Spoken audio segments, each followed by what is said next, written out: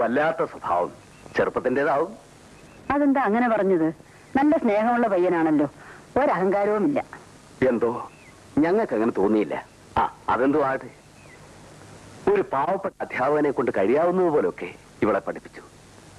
എവിടെങ്കിലും കല്യാണം കഴിച്ച് അയക്കണമെന്നായിരുന്നു എന്റെ ആഗ്രഹം. ഇവൾക്കാണെങ്കിലോ ഉദ്യോഗം കിട്ടിയിട്ട് കല്യാണം മതിയെന്നാ. എന്നാ അങ്ങനെ ആകട്ടെ എന്ന് വെച്ചു. അതേതായാലും നന്നായി. ഉദ്യോഗമുള്ള പെൺകുട്ടികൾക്ക് നല്ല നല്ല കല്യാണ ആലോചനകൾ താനേ വന്നുള്ളൂ. ചേച്ചി, ഇന്നുവരെ ഇവൾ എന്റെ കൂട്ടത്തിൽ നിന്ന് മാറി താമസിച്ചിട്ടില്ല. അമ്മയില്ലാത്ത ദുഃഖം അറിയിക്കാതെയാണ് ഇതുവരെ ഞാൻ വളർത്തിക്കൊണ്ടുവന്നത്. ഇപ്പൊ ഞാൻ ചേച്ചി ഏൽപ്പിച്ചിട്ട് പോവാണ്. അതിന് ഇത്രയുമൊക്കെ പറയണോ? എന്റെ സ്വന്തം സഹോദരന്റെ മകൾ എന്റെ മകളെ പോലെയല്ലേ? നീ ധൈര്യമായി പൊയ്ക്കോ, അവളെ ഞാൻ നോക്കിക്കോളാം. എന്നാ ഞാൻ ഇറങ്ങുകയാണ്. ഇപ്പോഴേ പോയാൽ ഇരുട്ടുന്നതിന് മുമ്പ് വീട്ടിലെത്താം. നാളെ പോയാ പോരേടാ. അയ്യോ, അത് പോരാ ചേച്ചി. പെൻഷൻ ആയെങ്കിലും വെറുതെ ഇരിക്കാൻ വയ്യ. കുറെ നല്ല വീടുകളിൽ ട്യൂഷനുണ്ട്. ഇന്ന് വരെ മുടക്കം വരുത്തിയിട്ടില്ല. അതുകൊണ്ട് എനിക്ക് പോണം ചേച്ചി. എങ്കിൽ പിന്നെ അങ്ങനെ ആയിക്കോട്ടെ. മോളെ, കൂടെ കൂടെ കത്തെഴുതാൻ മറക്കരുത്. അച്ഛൻ വീട്ടിലെത്തിയാൽ ഉടനെ കത്തെഴുതണം. അത് പിന്നെ പറയണോ? വരട്ടെ ചേച്ചി.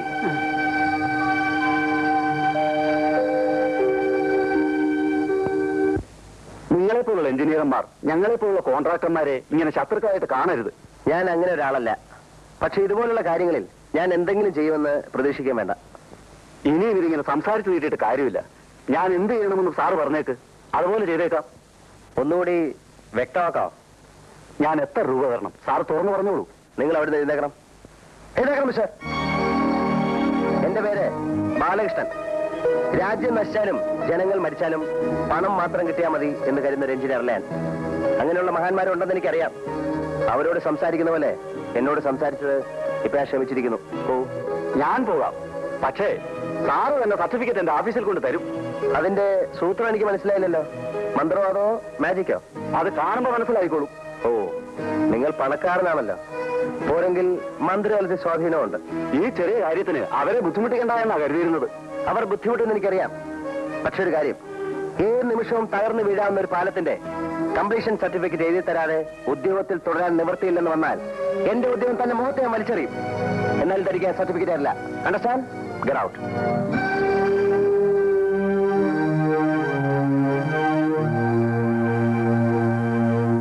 ആ കിളവ് പോകുന്നതുവരെ സൂക്ഷിക്കണേ വേണോട്ടാ. അവരെന്താ ഇപ്പൊ ഇങ്ങോട്ട് കെട്ടിയെടുത്തത്? ഏത് സമയത്ത് എവിടെയാണ് ഓടിക്കേറി വരുന്നതെന്ന് നിശ്ചയിക്കാൻ പറ്റില്ല. സർവത്ര ഭരണമല്ലേ. നമ്മളെ ഒരുമിച്ച് കണ്ടാ മതി, ഉടനെ അമ്മയടുത്ത് വിസ്താരം തുടങ്ങും. വേണുവേട്ടന്റെ മുഖത്ത് പോലും നോക്കരുതെന്നാ അമ്മ പറഞ്ഞിരിക്കുന്നത്. പക്ഷേ അമ്മാവനെതിരില്ലെന്ന് എനിക്കറിയാം. അച്ഛൻ പാവല്ലേ വേണുവേട്ടാ. ഈ അമ്മയാണൊരു നാശം. വേണുവേട്ടൻ ഇവിടെ വിളിച്ചു നിർത്തിയിരിക്കുന്നത് പോലും അമ്മയ്ക്കെതിരാ. ആരെതിർത്താലും രാധേച്ചെന്നെ ഇഷ്ടമാണെങ്കിൽ. അനാവശ്യം പറയുന്നോ? അടിച്ചു കർണത്തെ പല്ലെടുത്ത് കളഞ്ഞാൽ എന്നെ പറ്റി എന്ത് വിചാരിച്ചു? എടിയോ എന്താ എടി പൊടി എന്നൊക്കെ വീട്ടിൽ ആരെങ്കിലും ഉണ്ടെങ്കിൽ അവരെ വിളിച്ചാൽ മതി, എന്നെ വിളിക്കാൻ പറ്റില്ല. എന്താ മോളെ, എന്തുണ്ടായി? ആന്റി, ഇയാൾ എന്നെ എടി പെണ്ണേന്ന് വിളിച്ചിരിക്കുന്നു. എടി എന്ന് വിളിക്കാൻ ഇയാൾ എന്റെ ആരാ?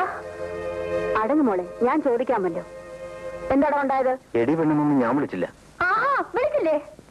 മോളോട് സമാധാനമായിട്ട് നിൽക്കാൻ പറഞ്ഞില്ലേ? താൻ പിന്നെ എന്താ വിളിച്ചത്? ചീത്തയൊന്നും വിളിച്ചില്ല. എടി പെണ്ണെ, അടുക്കളയിൽ നിന്നുണ്ടോ ഒരു പുതിയ പരിഷ്കാരം? ആകെ ഒരു ഐശ്വര്യം ഉണ്ടല്ലോ. എന്താ കാര്യം? ഇതാ ഞാൻ ചോദിച്ചത്. അത് അങ്ങോട്ട് ചെന്ന് ചോദിക്കണം. അതിന് എന്നെ എടിയെന്ന് വിളിക്കുന്ന എന്തിനാ? പോട്ടെ, സാരമില്ല, ക്ഷമിച്ചോളാം മോളെ. താനെങ്ങോട്ടാ? ഞാൻ എസ്റ്റേറ്റിൽ പോയി ഇറങ്ങിയതാ. എങ്കിൽ പോണം. പോകാനാണ് പറഞ്ഞത്. മോളെ, ആൺകുട്ടികളോട് ഇങ്ങനൊന്നും സംസാരിക്കരുത്. എനിക്ക് ആ ജന്തുവിന് ഇഷ്ടമേ അല്ല. ജന്തു അങ്ങനെയൊന്നും പറയരുത്. വീട്ടിൽ ഗതിയില്ലാത്തതുകൊണ്ട് നാണമില്ലാതെ ഇവിടെ വന്ന് കിടക്കുന്നു. ശാപം. നോ നോ നോ നോ, പെൺകുട്ടികൾ ഇങ്ങനെയൊന്നും പറഞ്ഞു പഠിക്കരുത് കേട്ടോ. വരൂ, come on. An early reply will highly be appreciated. Yours truly, etc. etc. ഇന്ന് തന്നെ പോസ്റ്റ് ചെയ്യാനാണ് വേഗം ടൈപ്പ് ചെയ്തുകൊണ്ടിരും.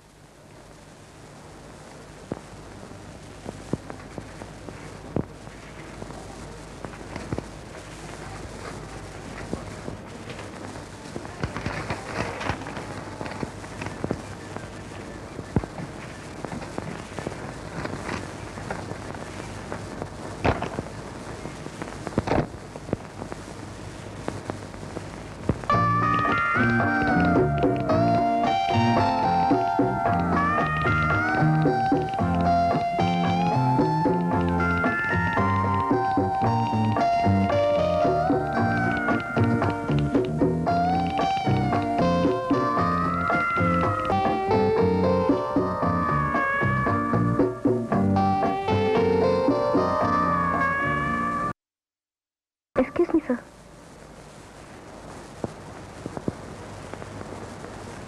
നിങ്ങളുടെ അച്ഛൻ പറഞ്ഞത് ശരിയാണ്.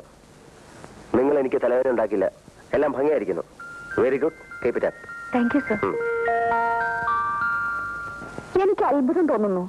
അമ്മയ്ക്ക് ഇത്ര പെട്ടെന്ന് ഇങ്ങനെ തോന്നാൻ കാര്യം? അവൾ മിടിക്കുക മോളെ. ഇന്നാണ് അതെനിക്ക് മനസ്സിലായത്. നമ്മുടെ ബാലന് ചേരും. മോൾ എന്ത് പറയുന്നു? അമ്മയ്ക്ക് ഇഷ്ടമാണെങ്കിൽ ഇതൊരു നല്ല കാര്യമാണെന്നാ എനിക്കും തോന്നുന്നത്. ബാലിനോട് കൂടി ഒന്ന് ചോദിക്കണ്ടേ? അവനോട് എന്ത് ചോദിക്കാനാ?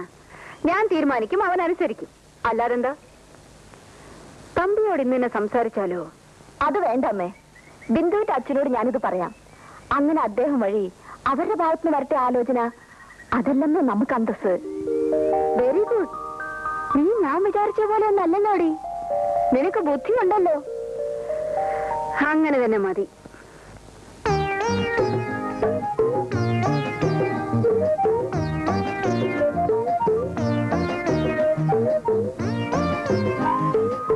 Good evening sir. എന്നെ കണ്ടാ സാറ് മൂഡ് ഔട്ട് ആവുമെന്ന് എനിക്കറിയാം. എങ്കിലും വരാതെ നിവൃത്തിയില്ല. ഞാനിന്നൊന്നും കഴിച്ചിട്ടില്ല. എനിക്കൊരു ഗ്ലാസ് കഞ്ഞിവെള്ളം തരുമോ സർ? അതിന് ഇത് ഹോട്ടലൊന്നും അല്ല. ഹോട്ടൽ അല്ലെങ്കിൽ ഒരു വീട്ടിലല്ലേ സർ? അല്ല, വീടല്ലേ സർ? ഇവിടെ ആരുമില്ല.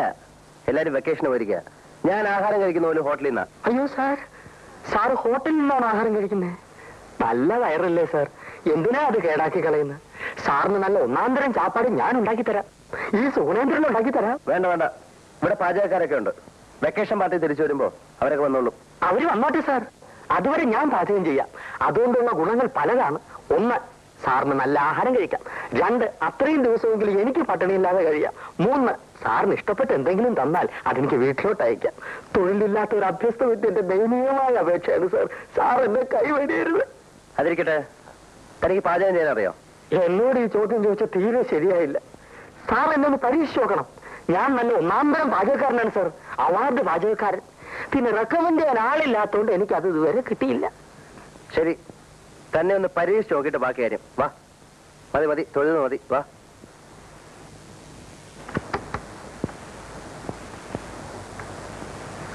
ആ, ഇതാണ് അടുക്കള. വേണ്ടതെല്ലാം ഇതിനകത്തുണ്ട്. വൈകിട്ടത്തെ ആഹാരം ശരിയാക്ക്. ചോറും കറിയും മതിയല്ലോ സാർ? മതി. ഊണ് മോശമാണെങ്കിൽ അപ്പ സ്ഥലം വിട്ടോണം. ഓക്കെ? Okay sir. സാർ ബാക്കി മുറികളെല്ലാം പൂട്ടിയിട്ട് വയ്ക്കുള്ളൂ. തിരിച്ചു വരുമ്പോഴേക്കും അത്താഴം റെഡി. ശരി. ഒരു ചമ്മന്തി അരയ്ക്കാൻ പോലും അറിയാൻ പാടില്ലാത്ത ഞാൻ എങ്ങനെ പാചകം ചെയ്യും? എന്റെ ഗുരുവായൂരപ്പാ, ഈ പരീക്ഷണത്തിൽ നീ എന്നെ കൈവടിയരുതേ.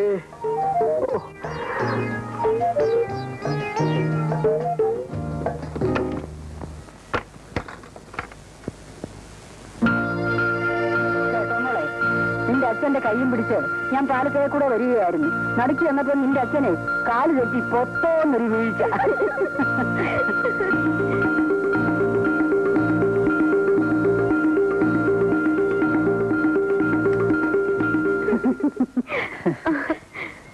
എന്നെ രക്ഷിക്കണം, ഈശ്വരനെ അവർ തന്നെ രക്ഷിക്കണം. നിങ്ങൾ ആരാ? ഞാൻ സുഗുലേന്ദ്രൻ. എന്തുണ്ടായി? ഒന്നും ഉണ്ടായില്ല, ഉണ്ടാകും. അതിനു മുമ്പ് എന്നെ രക്ഷിക്കണം. ഞാനൊരു BSc കാരനാണ്, തൊഴിലില്ല. 5 സഹോദരിമാരുണ്ട്. അമ്മയ്ക്ക് വാദം. അച്ഛൻ വേറെ പെണ്ണ് കെട്ടി മൂലമറ്റത്തേക്ക് പോയി. എന്നെ കൈവിടരുത്. നിങ്ങൾ എന്തൊക്കെയാണ് ഈ പറയുന്നത്? ഒത്തിരി കാര്യങ്ങൾ പറയാനുണ്ട്, എല്ലാം പ്രധാനപ്പെട്ടതാണ്. താനും ഏതാദ്യം പറയണമെന്ന് ഒരു നിശ്ചയമില്ല അമ്മജി. നിങ്ങൾ എവിടുന്നാ വരുന്നത്? ആ ബംഗ്ലാവിൽ നിന്ന്. അവിടുത്തെ അരിവെപ്പുകാരനായിട്ട് ഇപ്പൊ ഒരു നിയമനം കിട്ടി. ആ തൊഴിൽ മാത്രം എനിക്ക് അറിഞ്ഞുകൂടാ. എന്നെ അതൊന്ന് പഠിപ്പിച്ചു തരണം. പഠിപ്പിച്ചു തരാനോ? അത് കൊള്ളാം. ഇന്ന് രാത്രിയിലത്തെ ഊണ് കലക്കിയാൽ ഞാൻ രക്ഷപ്പെട്ടു. പിന്നെ തട്ടിയും മുട്ടിയൊക്കെ നിന്നോളാം. ഈശ്വരനെ വിചാരിച്ച് എന്നെ കൈവിടരുത് അമ്മജി. എന്ന് പറഞ്ഞാൽ കാലില്ലാത്ത എനിക്ക് എന്ത് ചെയ്യാൻ കഴിയും? അയ്യോ, കാലെവിടെ പോയി അമ്മജി? ഒരു കാറപകടത്തിൽ മുറിഞ്ഞു പോയി മോനെ. ഈ കൊച്ചിനോ? എനിക്ക് കാലുണ്ട്. ഓ ദൈവാധീനം, ഒന്ന് സഹായിച്ച കുഞ്ഞെ, മോക്ഷം കിട്ടും. പിന്നെ വേറൊന്നും വേണ്ടേ? അമ്മേ, അമ്മയുടെ മകനാണെന്ന് കരുതിയാ മതി അമ്മേ. എന്റെ ശരീരത്തിൽ ചോരയില്ലമ്മേ. ആശുപത്രിയിൽ ചെന്ന് ചോര വിറ്റാണമ്മേ ഓരോ സ്ഥലത്തും ഇന്റർവ്യൂവിന് പോകാനുള്ള പണം ഞാൻ ഉണ്ടായിക്കൊണ്ടിരുന്നത്. അവസാനത്തെ പ്രാവശ്യം ചോര വിൽക്കാൻ ചെന്നപ്പോ ഡോക്ടർ എന്നെ പിടിച്ച് ആശുപത്രി കിടത്തി. ശരീരത്തിൽ ചോരയില്ലമ്മേ. അവിടുന്ന് ഒളിച്ചോടി പോന്നവനാണ് അമ്മേ ഞാൻ. ഈ അരിവെപ്പ് ജോലിയൊന്നും എനിക്ക് കിട്ടിക്കോട്ടമ്മേ, ഒന്ന് സഹായിക്കാൻ പറയട്ടെ. മോളെ, വിദ്യാഭ്യാസമുള്ള ഒരു പയ്യനല്ലേ, ഒന്ന് സഹായിച്ചു കൊടുത്തേര്. അരിവെപ്പുകാരനായിട്ടെങ്കിലും ജീവിച്ചോട്ടെ. അത് ശരിയാണോ അപ്പച്ചി? വല്ലവരുടെ അടുക്കള കയറി അവരറിയാതെ പാചകം ചെയ്യാന്ന് പറഞ്ഞാൽ ഒരു നല്ല കാര്യത്തിന് വേണ്ടിയല്ലേ മോളെ? എന്നാലും അവരറിഞ്ഞ മോശമല്ലേ അപ്പച്ചി? അവരറിയാതെ ഞാൻ നോക്കിക്കൊള്ളാം. സാറ് കളി കഴിഞ്ഞ് വരുന്നതിന് മുമ്പേ കുഞ്ഞിരിഞ്ഞ് പോരാം. ഒന്ന് സഹായിക്കുഞ്ഞേ പ്ലീസ്. ചെല്ല് മോളെ, ഇനി എന്തായാലും മടിയൊന്നും പറയണ്ട, ചെല്ലേ. എനിക്ക് തീരെ ഇഷ്ടമുള്ള കാര്യമില്ല, എന്നാലും അപ്പച്ചി നിർബന്ധിക്കുന്നോണ്ട് ഞാൻ പോകാം. ഓ എന്റെ ഗുരുവായൂരപ്പാ, വന്നട്ടെ വന്നട്ടെ. ചെല്ലേ.